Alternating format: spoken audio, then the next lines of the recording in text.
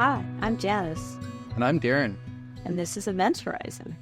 So, since we last got together, Darren, I know that you conducted a retreat in Idaho. You want to tell us a little bit about what happened? Sure, it was a really amazing experience with a great group of people. As many people know, I have taught this class a couple different times over the last year or so. Did it once last fall and once again really this winter going into the spring.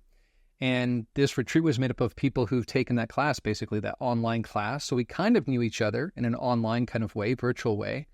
But it was really great to see people in person in such a really beautiful location in Idaho, facing the Wyoming section with the Grand Tetons and whatnot. So amazing scenery. We had great weather while we were there and just had a wonderful experience together. Even saw some things at night in terms of UAP, ththings we noticed, these flashbulb UAP. So it was altogether a really profound experience. We were already talking about doing it next year again. And yeah, it was everything I was hoping for and more, as they say. That's awesome. And then you're headed to Europe, I hear. I am doing that too, which is also great because as I was saying to you privately, I started this little podcast a few years ago and then realized now I have these friends that I know about and some that I don't know about all around the planet now. And so when I announced today that I was planning to go to Europe in the fall, in November, all these people reached out to me, started arranging for things for me to speak at, to connect with people and whatnot. So that was a really profound experience too. And I'm really looking forward to having more Idaho experience, but this time in the United Kingdom and elsewhere in Europe. Awesome. All right. Well, I look forward to you telling us what happens when you get back from the trip. So you ready to kick off for today? I am. Let's do it. All right. So today the goal is to talk about the indications and implications of what it would be like to live in a non-physical reality, which we call idealism. So this extends what we didn't get to last episode, and it begins to apply to a larger world that we all live in, individually and collectively, and that's what makes it really interesting and fun. So I think you were going to kick us off with the hard problem of consciousness and how it relates to the nature of reality.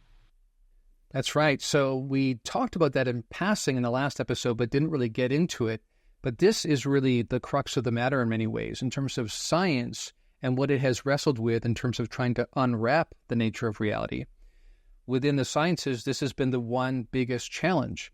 And it is kind of ironic because it's not a small potato, because this is really asking questions around how is it that we have conscious experiences at all? How is it that we are aware of what goes on in our lives? And of course, the irony there is that were we not aware, we would have no sciences. We would be doing no inquiry because we would have no awareness of the fact that we seem to be awake and having experiences.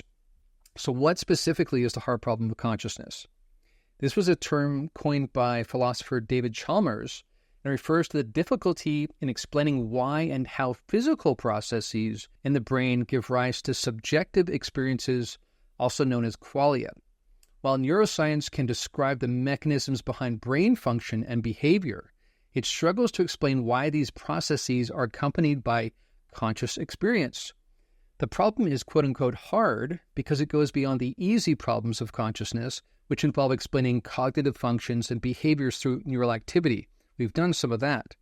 The easy problems include understanding how the brain processes information, makes decisions, and controls behavior. These can be addressed through empirical research and functional explanations. In contrast, however, the hard problem addresses the question of why certain brain processes are accompanied by an inner subjective experience. For example, why does the activity in our visual cortex lead to the experience of seeing the color red rather than being a non-conscious process? This involves bridging the explanatory gap between physical processes and subjective experience, a challenge that remains unresolved and is central to the debate in philosophy about mind and consciousness studies.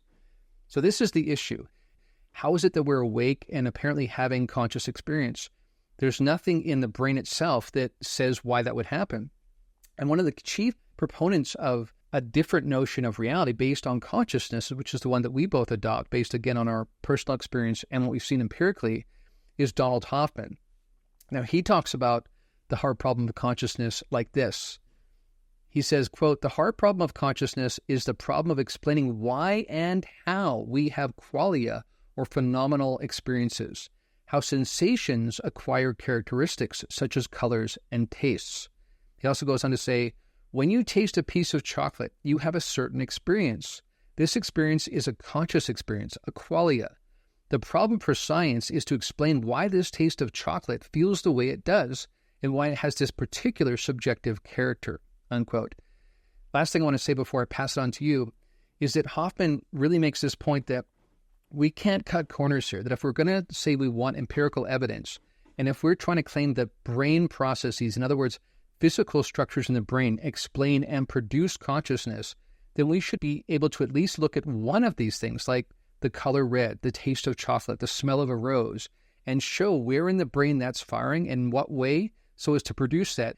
And yet we haven't been able to do that for a single qualia, for a single conscious experience. So really, this is a massive gap. And we have kind of this promissory note from physicalists saying, we'll get there one day.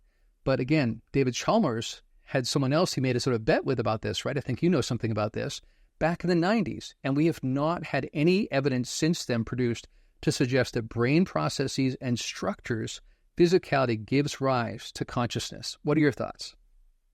Yeah, well, I do remember the push in science, because I was on a campus in an academic center in the early 2000s to really be able to solve this problem, right? So there were lots of universities, including the one I was in, getting magnets, the big MRI machines, so that they could figure out exactly where it was. And one of the reasons why is that bet you were talking about happened in 1994 between philosopher Chalmers and neuroscience Christoph Koch, right? And they made a bet. Koch said within 25 years, science would have found the seed of consciousness in the brain, and Chalmers said no. And that bet turned to this year, 2024, and Koch conceded the bet, basically. He said, so Koch is the neuroscientist. They have not found the seed of consciousness. He's still holding out that they will, but he had to confess that he lost the bet. The prediction was won. So, yeah, I mean, I think both of us would assume that they're never going to find the seed of consciousness, but we'll probably find lots of signatures for the processes in the brain. And so that is kind of the direction that things have gone. If the question is like, what do we know about brain research that would suggest evidence for quantum processes as opposed to material processes, there is starting to be not an insignificant body of research. So it tends to revolve around sort of two dominant theories related to quantum information processing. So the idea that brain processes information at the quantum level, and it would accommodate and explain the hugely complex kinds of material stimulus that humans can manage at any given time. And then also what's called the orchestrated objective reduction theory.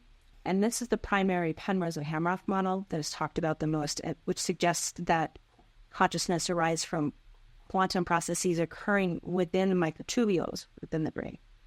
So that's cool because that gives us a place to go to really start doing really deep hypothetical testing. And I think there's some preliminary suggestion to support both these theories. And you do see science is already fairly well documented that quantum processes occur in, say, like photosynthesis. The ways that plants take the sun and make energy out of it is a form of quantum coherence.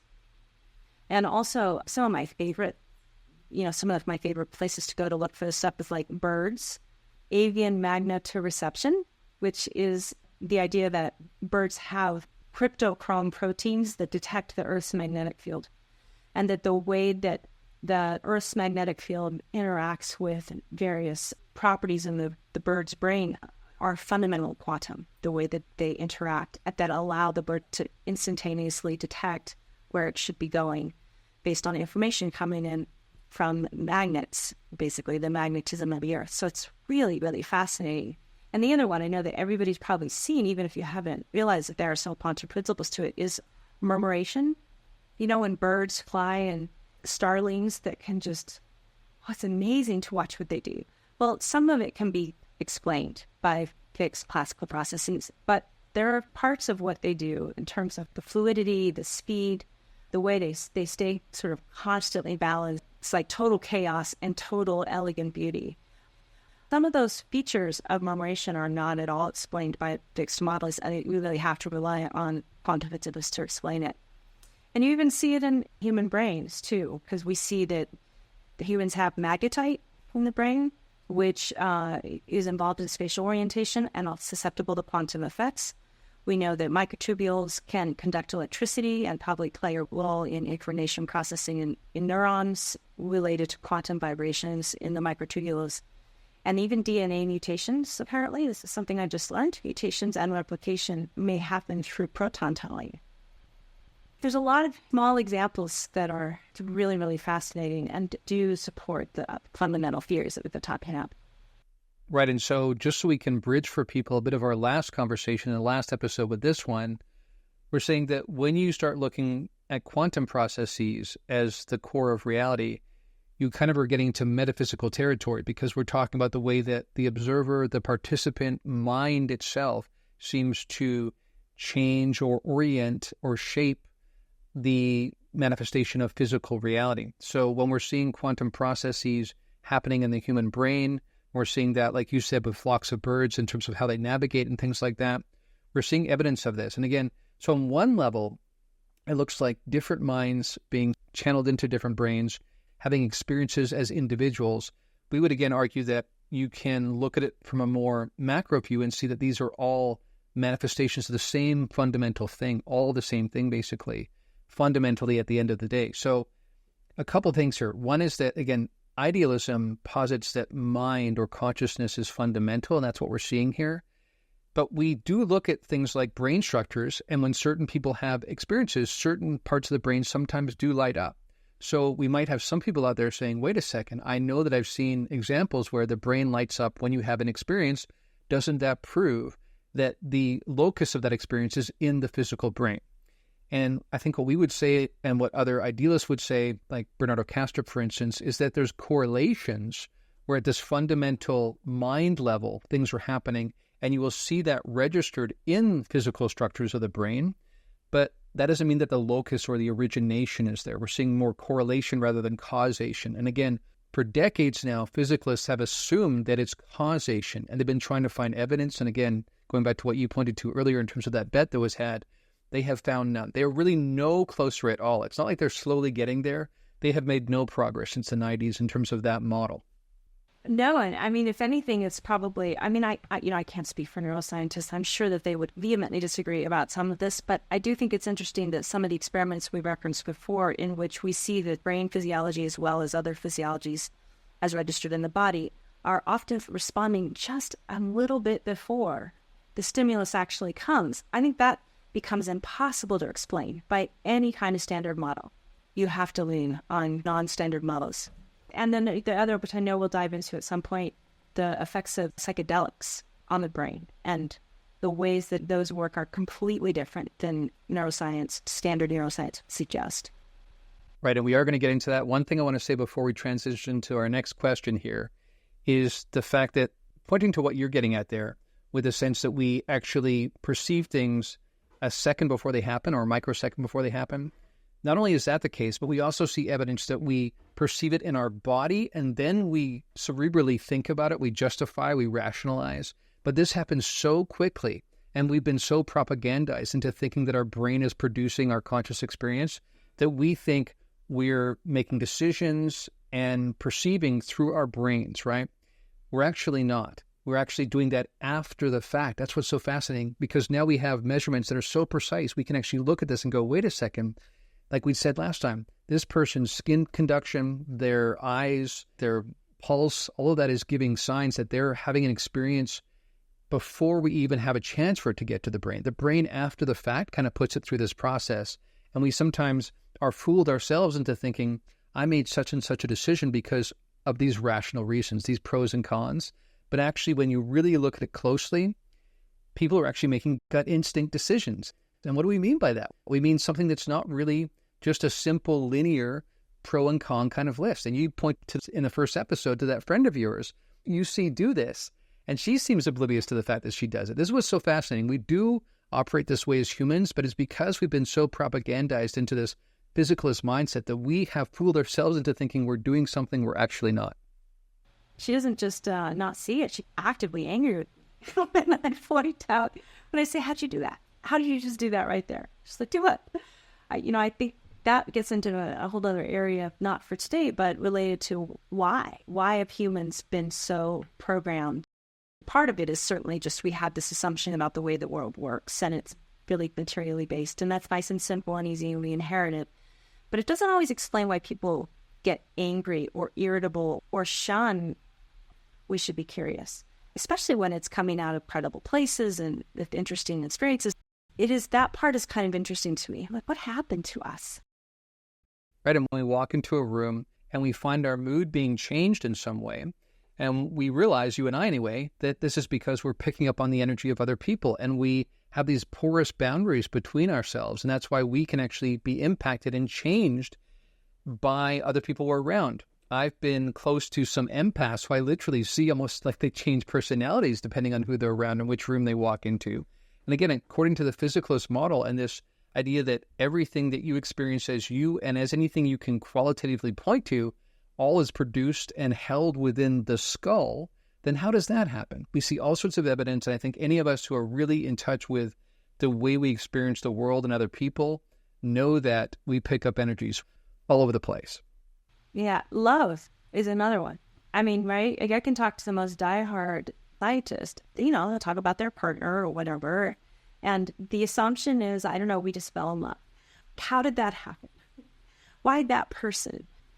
We make a lot of space in our world for experiences like love or things that are just, they're impossible to place in the materialist paradigm. It's just kind of over there. It's just that over there pile of things that are fascinating and unexplainable. It's just getting really, really big. Okay, so we're going to move on to our next question now, which is as follows. Assuming the non-material reality is a more accurate rendering of reality, what are some of the indicators and implications? So we brought this up in the beginning. We want to look at both indicators that are pointing in this direction that consciousness is primary, or that the idealistic way of seeing the world is the most tenable. And we also want to look at some of the implications of that. If that's the case, what does that mean? So the first one is time perception oddities.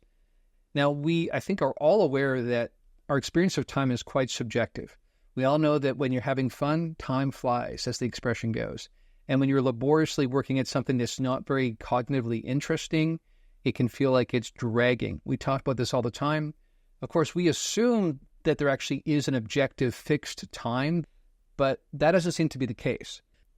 And again, this is one of those examples again where we've been sort of bludgeoned into thinking time is a fixed thing that is measurable and is precise, but that doesn't seem to be the case. What do you think about time?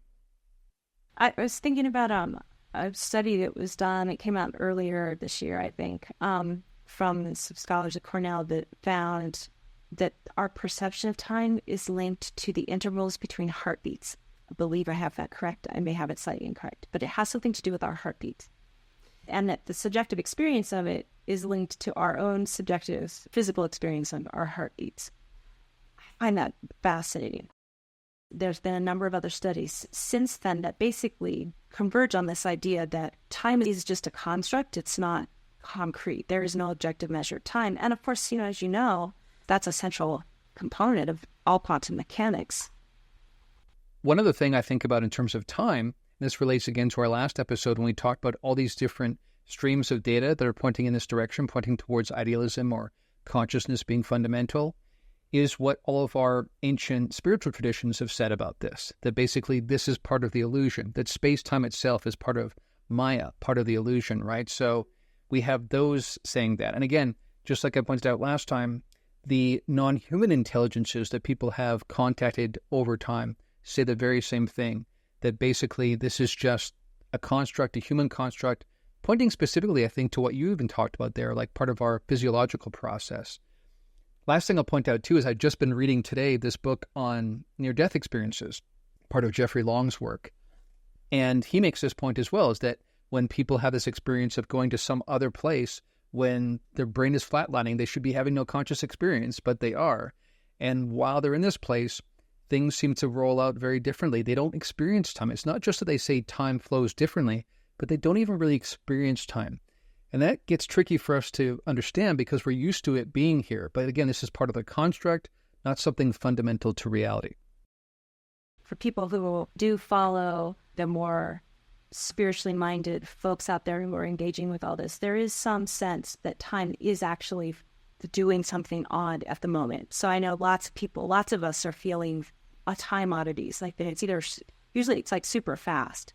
Sometimes an event will go by and I'll be like, God, it feels like it was a month ago and it was 2 days ago. Time does feel distorted and warped. And those folks are saying it's because it is. And it has to do with all sorts of things that are going on outside of our immediate spheres. That's a great point. And I just want to highlight what you just said there for everyone else. It's not just that we individually experience time differently in different occasions, but that literally as a collective, we experience it differently. And I've absolutely heard the very same thing you're talking about, where people as a group, as a collective, are beginning to feel like time is flowing differently. And that would make sense, because if this is all one, right, if this is all part of an expression of some underlying source, then when it begins to go into a different kind of modulation, you would see implications in all sorts of areas, including our perception of time, not just as individuals, but as a collective. All right, many examples of time oddities there. Now let's jump into synchronicities. Take it away, Janice. All right. So synchronicity is a concept, as far as I can tell, that was introduced by Carl Jung in the 1920s. And he elaborates it a little bit later in 1952, and then some other theorists jump in a little bit later than that. But it basically describes meaningful coincidences that appear highly significant despite lacking a clear causal relationship. So this is another thing. Time seems to be doing funny things for people, but I know you talked about this recently on Liminal Fringe, your own experience recently with synchronicities, but everybody I know is having massive synchronicities. They're just like in hyperdrive. So, it can be as small as seeing numbers, strings of numbers, 111, 222, 323. I swear that happens to me so many times a day. It's annoying. I roll my eyes. I'm like, if you're trying to tell me something, then just get to the point, because I don't really want to go have to figure out what these mean. But even more is like thought. The most common is like you might think something and then an event occurs. Somebody calls, or you see whatever you were thinking on the side of a truck, or you had a question, you go to the grocery store, somebody standing in line basically answers it, even though they have no idea that's what they're doing.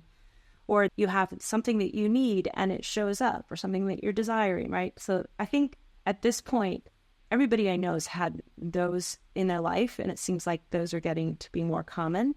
And then I think there's really complex synchronicities, which are cross-time events where your life interweaves with somebody in an odd way. Like an old partner of mine is in Nepal, and he's looking for somebody to give some black market stuff to him before he gets on the plane, because he doesn't need to take it with him, right? Some whiskey and stuff that you can trade. And off the plane gets an old friend from school. And he just gives it to him. And then that person shows up again somewhere else, several years later. Those interesting crisscrosses have become sort of a feature of some of the communities that I'm in, because they're becoming so common, and it's becoming very difficult to ignore that they exist. So there definitely seems to be patterned. There's some geometry to it. And, now that we have the idealist landscape to kind of play around in, the stuff that we see with synchronicity certainly fits there much more than it fits a materialist model, which would basically say it's absolutely coincidental. But it's so frequent, at least in my own life, it's like it's absolutely not coincidental. There's just no way on this planet. There's all these fascinating things. But I know you also have studied this a lot and had a lot of experiences. So what do you think? Well, the first thing I'll say is that, as we mentioned in the first podcast episode, you and I both are robust critical thinkers. We are analytical thinkers, and we don't just quickly assume this is the case because it sounds more fun and sounds kind of magical. We have kind of been bludgeoned into believing this is the case because it's been so repetitive in our lives in ways that basically add up to what I call preposterosity. I literally coined a term to describe this because it's so insane. And it's like something's really trying to get your attention. And if it doesn't get your attention the first 19 times, it will keep trying until it does. I've often found that to be the case. Although there is a part I want to bring up later about this relational aspect. But absolutely. And you also pointed to it happening in communities. I have absolutely found that when I, for instance, was teaching these classes, these expanding awareness classes, we began to notice synchronicities happening amongst the group. So I would come in wanting to talk about a certain synchronicity that happened to me individually. And then in the group, it would start popping up, and even things that happened before the group even started. So it's like our lives were already being aligned somehow beforehand. Really fascinating. And speaking of thinking about it as a coincidence versus a synchronicity, I really want to recommend this book called The Source and Significance of Coincidences, which is by Sharon Hewitt-Rowlett.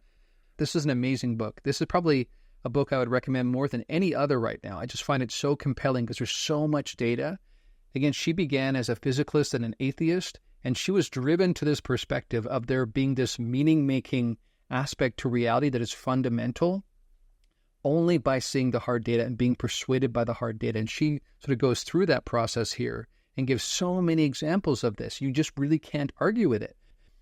There's this meaning-making fundamental core to reality, and it's relational, especially when we act on a real sense of essential energy, because again, it's all one. So as one acts in a certain way, it's going to impact everything else, especially when we're acting in ways that really are driven by deep emotional resonance. I have found, and this is talked about in this book as well, that specifically deeply emotional events become even more synchronistic.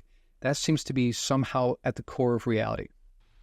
Yeah, I suspect it's all geometry. So there's a way, I mean, we've talked about fractal. It's like Tetris. I think of it as like you take it, you rotate it, you turn it upside down, and then it looks different, it feels different, but it's a presentation of the same underlying mechanism, but fractaled. I think there's strongly mathematical and geometric components to a lot of the way that the formless, then that which has no form, becomes form when we're moving across quantum phenomena, basically. Like, how does something quantum formless in waveform drop in? One of the places that I noticed synchronicity showing up in my world was when I was studying and teaching about Albert Bandura's concept of fortuitous events, when I was talking about human development and human agency in particular. It's another question. How do we really have agency? But he has in this pivotal document, it's one of the, foundational documents in developmental science. He talks about the role of fortuitous events, which I think are just synchronicities in lives. Like, there's stuff that we can see depending on where you were born, who you were born to. Like, there's just certain kinds of factors that do weigh a lot in people's life trajectories. And there's other things we can model, but there's this huge bucket we can't, that's called fortuitous events. It's the random things that happen. They're life-changing, but they're super common. Like, people, over 50% of people in the studies will say they met their partner that they married and had children with in a completely random way, or seemingly random way, right? Or their career. 70% of people will say that their careers was a fortuitous event. So anyway, I think that's synchronicity too, at work and evident in sort of a design of human life. I have one more example of synchronicity. I thought of this because of something you mentioned a bit earlier. This was really bizarre when this happened. And at the time it happened, I wasn't really thinking about synchronicities in the way that I am now. I wasn't sort of having my eye out for them. At that time, it just seemed really, really bizarre to me. In 2018, I moved from California to North Carolina. I moved from Sacramento area to where I was living in Asheville. And I had been part of the integral community in Sacramento, kind of a leader there. And I had had a falling out with this one particular person in co-leadership with me. And it just didn't end so well, basically. I didn't have hard feelings, but I could tell that he kind of did, and there were some things we need to kind of work through. And I remember thinking, while I was walking around in Asheville after I had moved, that was unfortunate. That's the one piece I wish had kind of landed differently, even though at the time I wasn't quite sure how to navigate that. And as I was thinking about this, I kid you not, across the street manifested this very person that I knew in Sacramento, California. So he's on the other side of the country. And so he and his wife must have been visiting, and I just happened to be thinking about him and wishing I could handle that differently. And he manifests in front of me on the opposite side of the country. It was really, really bizarre. At the time, I just thought it was incredibly unlikely, and I was just taken by the odds. But of course, now I realize all of that's related. And again, one of the things that Sharon gets into in this book is that it doesn't necessarily have to manifest as these magical kind of things. It can just be that reality will take the path of least resistance, just like water does going down a hill.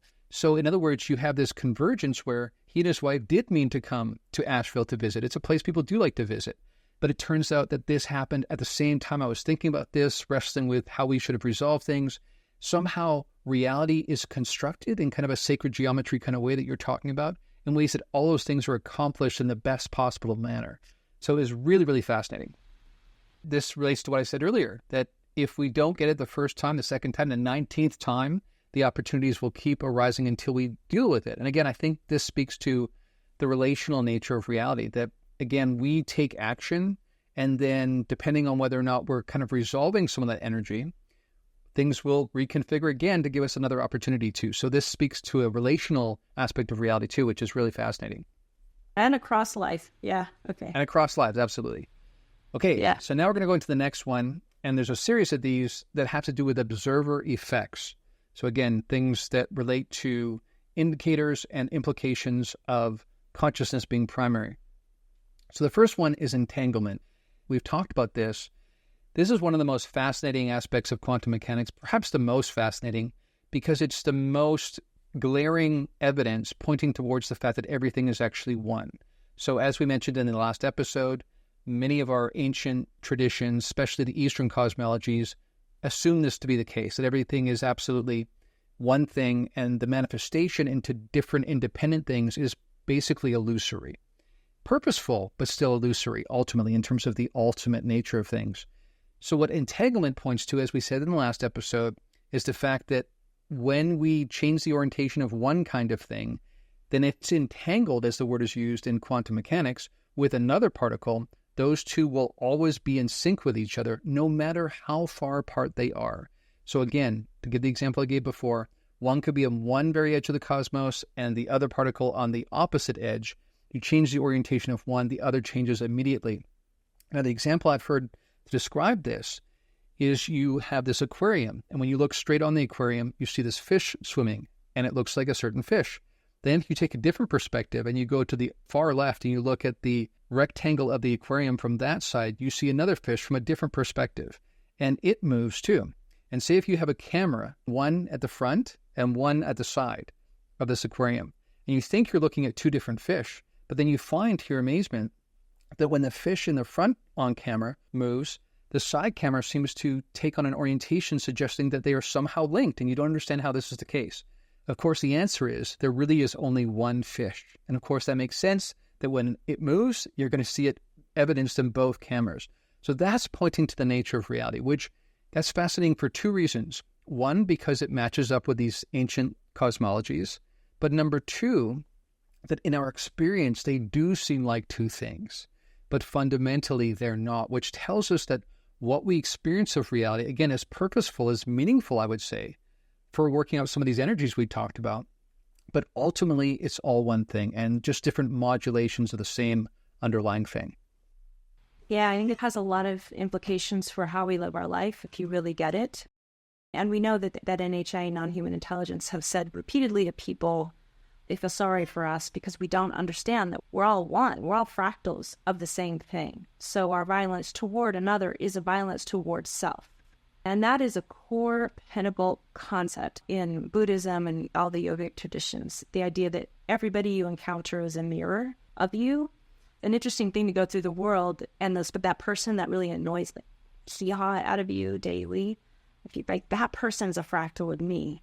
If you want to change the outside, you change the inside. It's a whole different way of working. I'll just say personally, having worked this principle now for quite a while in my life, I notice a lot more traction in terms of making things different in the outside world when I do use these principles of entanglement and say, all right, if I want that to change, I need to change my relationship to inside. I mean, it's a little micro, but I think it's a pretty interesting way people can play with the concepts in a way that's tangible. Now, speaking of indicators of consciousness being primary, we also see this evidenced in different psi phenomena. For example, telepathy is a really well-known one. And of course, this stands out because, again, according to the physicalist model, there should be no communication other than using our usual senses. So how is it that people can communicate mind to mind? Now, on the one hand, we hear about this in the UFO phenomenon history in terms of the lore many, many times, probably the vast majority of times, these beings communicate to us by mind-to-mind communication. So when skeptics say, why would an alien from Alpha Centauri speak English or German or whatever, we say they don't. They somehow speak in a universal language that all conscious beings seem to understand, which again points to the fact that we're all connected somehow, I would say. But they do it in a mind-to-mind way. And furthermore, what's really interesting is that it's not just thoughts like structured together in linear form, like we form a sentence. It's actually what I call total presence telepathy, where the fullness of who they are across time is actually what is given across all in one go. Again, time seems irrelevant here. We would think that would take a certain amount of time to send that much, even if you have a really broad bandwidth you're downloading from. But no, it seems to be instantaneous, total knowledge of each other. And as I mentioned, I think in a recent episode, I can't remember which one it was now, which podcast, or maybe I just talked about one of my classes, but there's these 3 couples that took psychedelics and ended up having this really mind-blowing telepathic experience where they knew everything about each other intimately, which made it kind of awkward from then on in their relationships and their friendships because they each know each other totally, including not just their spouse. So this kind of points to what can happen. So again, what's fascinating here is that both the inner and outer interactions of conscious agents become available. And this speaks to telepathy, which tells us something about the fundamental nature of reality and the fact that all beings across space and time have something in common that allows us to interrelate. Well, I also want to just add, it's really common.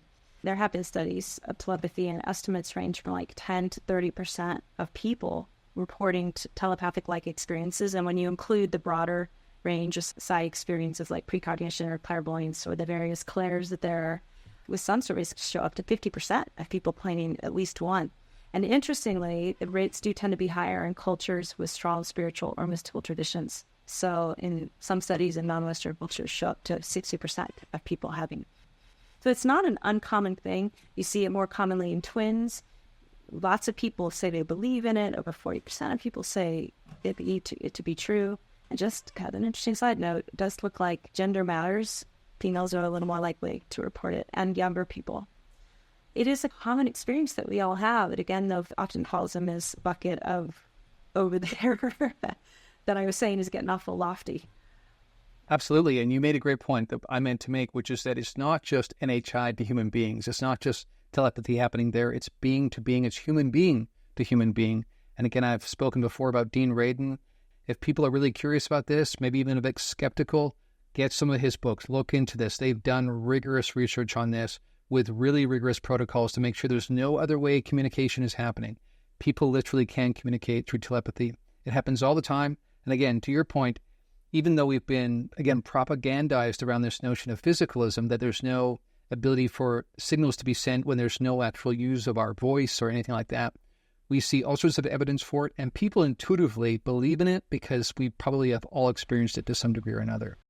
Yeah, that's what I was going to say. I mean, I bet most people listening can find an instance or two. And if you're really thinking about it more than that, and I would say, instead of writing it off, next time, be a scholar, study it.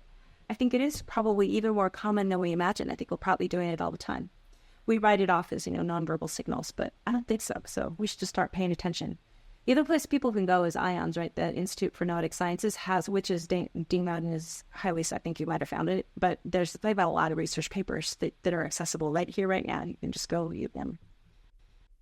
Okay, now speaking of indicators that point towards this consciousness being fundamental kind of notion of reality, that again speak to idealism being a better fit for reality, another key data point we can point to that is demonstrable and points very much in this direction is psychedelics.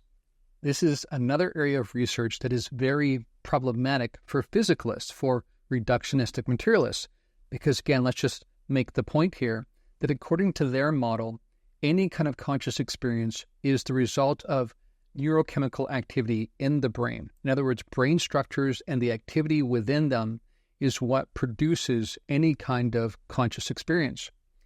But this is where psychedelics pointedly are a problem, because when we look at brains of people having really, really vivid experiences on psychedelics, their brains look remarkably static and inactive. In other words, we do not see different parts of the brain lighting up.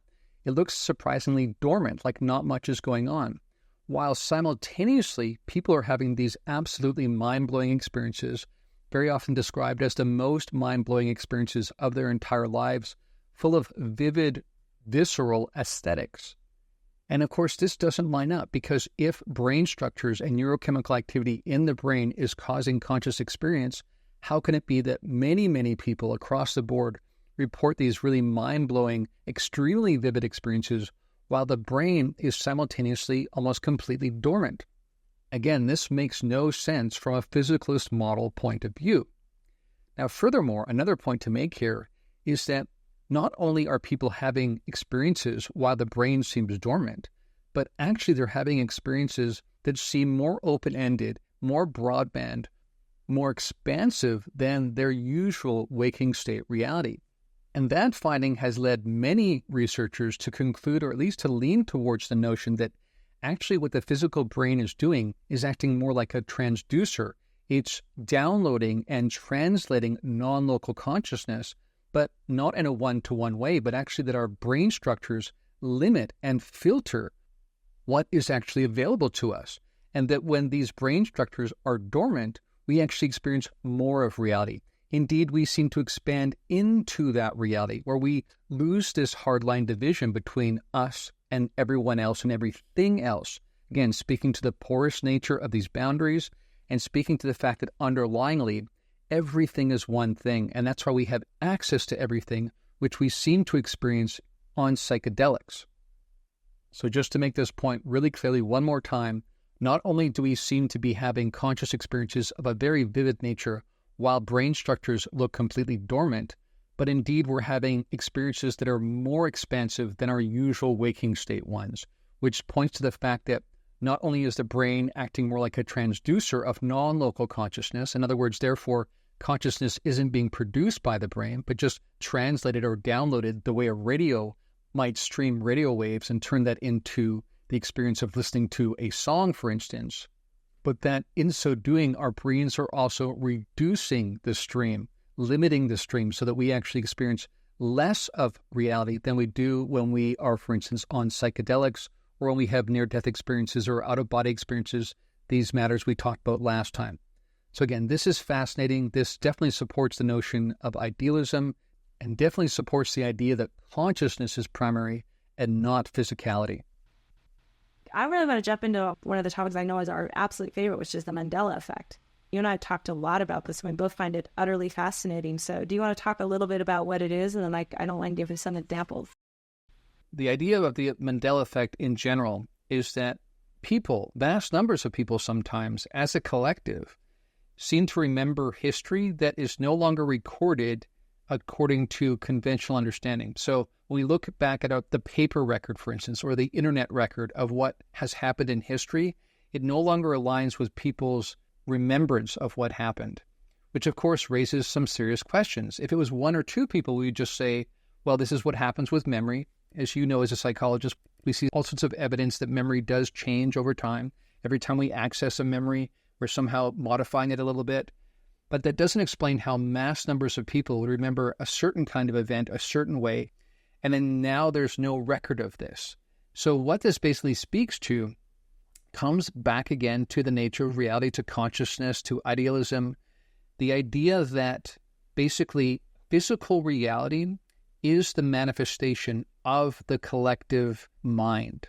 So when the collective mind begins to think differently about reality, reality begins to manifest differently. Now, what's different is that we're the first couple generations in history to have enough dedicated history to compare to go, wait a second, our felt sense, our remembered sense of what happened in our history no longer aligns with the historical record. What is going on here? And again, the idea is, and Jung talked about this as well, he suggested that physical reality was the other side of the coin of the collective unconscious, that the dynamics of the collective unconscious are what are mirrored in a manifestational way in physical reality. And when you have a mass shift in the collective, then you begin to see physical reality manifesting differently in many, many different ways. So maybe you can give us an example of some of the ones that people point to that seem really well attested. Well, let's start with the one that it's named after. And I think it's really interesting. Somebody pointed this out, and I can't get them correct because I don't remember who it was, but they said that the first recorded episode of the Mandela effect was in 2009 when Nelson Mandela died in prison in the 1980s, which I remember. I remember Nelson Mandela died in prison. I was doing that. I was at the anti-apartheid movement at Berkeley then, and that was really trippy. I will say somebody noted that this first incident was not long after the CERTA Collider went online in Sweden, and they made some connection. Like maybe we started playing with quantum principles at a larger level and we modified things. Hard to say, but I think it's an interesting coincidence. Maybe synchronicity, who knows? So there's that, but there's some other really big ones that I wish I could see everybody's faces as we're talking about this and register who remembers what. Because one of the things about the Mandela effect that's very interesting is it's never more than two options. Like people remember either one way or the other. They don't remember it 5 different ways or 7 different ways. And if you, whatever way you remember it, they're all consistent, right? Whatever way you remember it, you really remember it that way. There's no question. Like I remember vividly in Star Wars, Darth Vader says, "Luke, I am your father." Right? Do you remember that? No, he doesn't say that in this reality. He says, "No, I am your father." No, no, no, no. There's so many examples I could give you, but the other one that really I was like, absolutely not, was Mirror, Mirror on the Wall. Remember that? Snow White, like a bazillion times. Yeah, Mirror, Mirror on the Wall, who's the most beautiful of them all? Not here. It says magic mirror on the wall. Okay, another couple ones before we move on to the next one is the Mr. Rogers theme song, right? So this one really got me. I was like convinced something's messed up here. And again, I want to point out that what some people argue, in light of what you said about there being 2 options, is that this might indicate a new timeline sort of splitting off from an old timeline. So we may have existed at one point in a timeline where C-3PO was all gold, and then somehow some event happened that collapsed reality in such a way that we've entered a new timeline where it's different and it has always been different.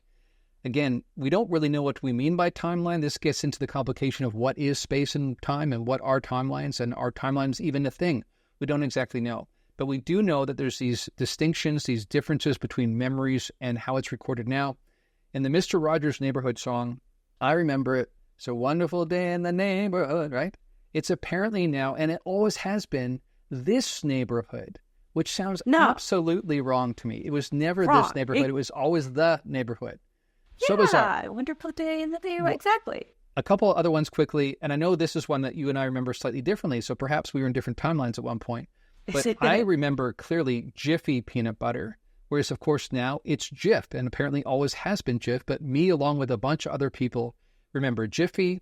And the last one that again points to this is not necessarily just small things, is the very position of the continents on the Earth.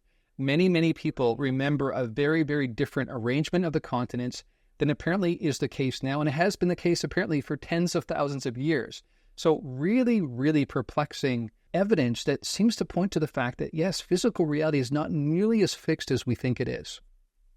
Yeah, I'm glad you said that, because you're right. There's 2 other examples that are pretty mind-blowing to me. Next Level Soul Guy interviewed a physicist from Berkeley who was talking a lot about this, and I recommend that episode to everybody. It's very interesting. But she said that in this reality, so when I was growing up, your heart was on the left-hand side underneath your ribcage, right? Put your hand over your heart. Apparently it's not. It's right in the middle of our ribcage. I went and looked it up, and it's in the middle, and it doesn't look right to me at all. Like there's nothing right looking about that. And then the other is, remember when we were kids, don't kick somebody in their back because you don't want to get their kidneys. Like there's the words about kidney punch. Well, apparently now in this reality, the kidneys are up underneath the rib cage, so you don't have to worry as much. Anyway, I think that was when I really blew a gasket, when I went and looked at the physiological records.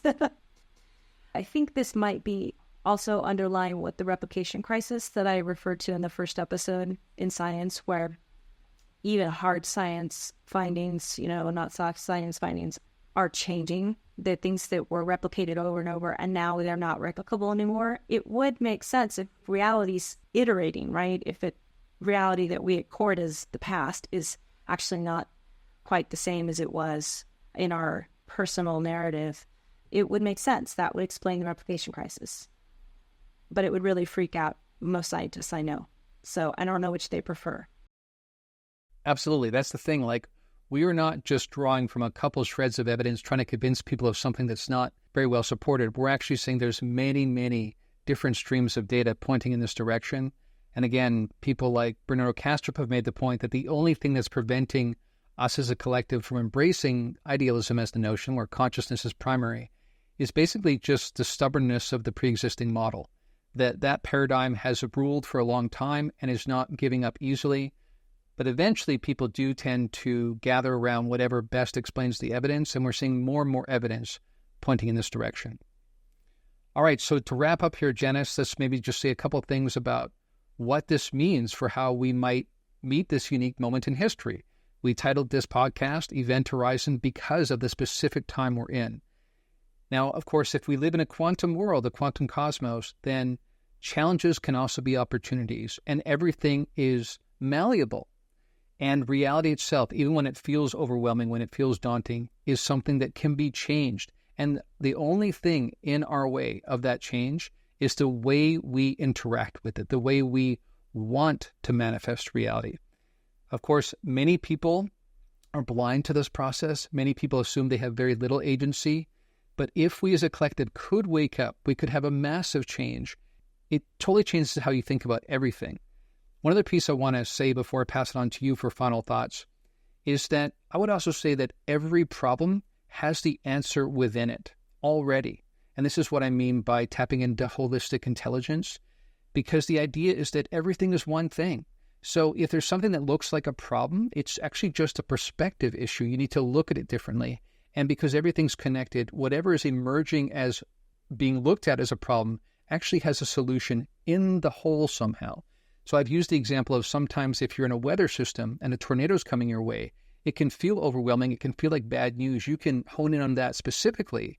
But what we know is that basically a tornado is just the interrelation of different weather patterns, different high pressure, low pressure systems. And if you can understand it from that more broadband perspective, you can find the answer. So if we can embrace the fact that everything's connected and fundamentally change how we see ourselves, the planet, and all these other beings in this conscious cosmos, we can meet all these challenges. It's basically the main reason we're not meeting these challenges is not because they're intractable, but because we're looking at them from the wrong perspective. Yeah, really good points. There's so much to say about this and the implications. This is one of the things I think about all the time and I'm constantly experimenting with. I think one of the sort of conceptual pieces that have been really helpful for me, although I don't know if everybody always follows it, is just that there's all design. If I can start to just even look at the synchronicities and the flow of my own life, I'm like, oh, I see it design. Even when synchronicities happen, somebody shows up, like the example you gave. Like I was talking to a friend the other day, somebody I haven't talked to in months and months and months. She asked me about another friend I haven't also talked to in months and months and months. That friend texted within 2 hours and said, hey, how are you doing? And I'm like, of course you would. Of course, because it is part of this wild design. Well, I think there's all these nested designs. So there is, I guess there's order in some ways that is really kind of fun to look for, and you can start looking for it in your own life. And then it does feel like this larger issue you brought up of what I think of as quantum activism. And I think I said this in the first episode too. I can't fight the big guys with guns and the power. But if reality is malleable, then we all have input. And what if we collaborate? What if we co-dream a new reality? I would venture to say that may be actually one of the most threatening acts. That may be one of the reasons why there's so much effort to keep us apart and afraid and stressed out, because the power of the collective at the quantum level, for the people who really know how this works, they know that it's really, really powerful, which I think is one of the reasons. I mean, I don't want to speak for you, but certainly for me, one of the reasons to even be doing this podcast and to do any of the stuff that I'm doing and feel so drawn to do in my life right now is because there's some part of me that's like, I know that we can shift stuff. Can we shift it? You know, it's not like, yeah, I don't want to shoot the idea that I'm going to wake up tomorrow and it's going to be rainbows and unicorns. It's not like that. It's very fine work, like very fine needlepoint we're all doing together here. It takes time for things to build. But it gives me a lot of hope, and it gives me a sense of agency and direction.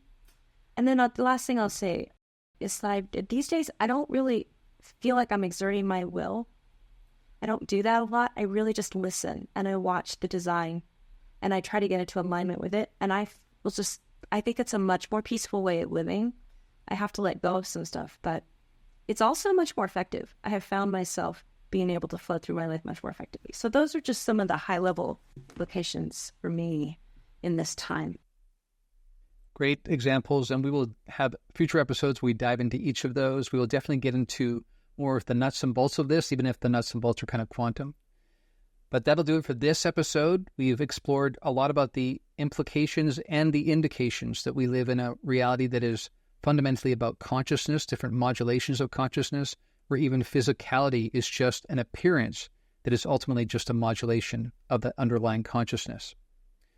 So that's going to do it for this week's episode of the podcast. We hope you'll tune in again in 2 weeks' time for Event Horizon.